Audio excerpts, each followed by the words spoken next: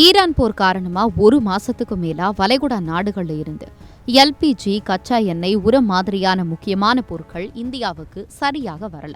இதுக்கு முக்கியமான காரணம் ஸ்ட்ரெய்ட் ஆஃப் ஹோர்முஸ். வளைகுடா நாடுகள்ல இருந்து இந்தியா வர கப்பல்களுக்கு இருக்கும் முக்கிய பாதை இதுதான். ஆனா இத ஈரான் மூடிட்டாங்க.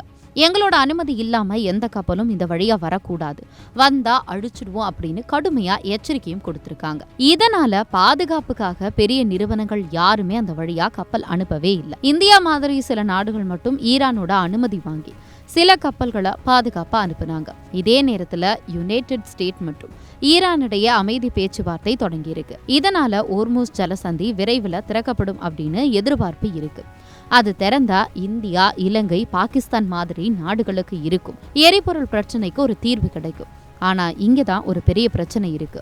போர் நடந்த சமயத்துல ஈரான் புரட்சிகர பாதுகாப்பு படை கடலுக்குள்ள கன்னி வெடிகள் வச்சிருந்தாங்களாம். இப்போ அந்த வெடிகள் எங்க வச்சோம் அப்படின்ற தகவலையே இழந்துட்டாங்கன்னு சொல்லப்படுது. இதனால அந்த கன்னி வெடிகளை எடுக்கிறதுல பெரிய சிக்கல் வந்திருக்கு.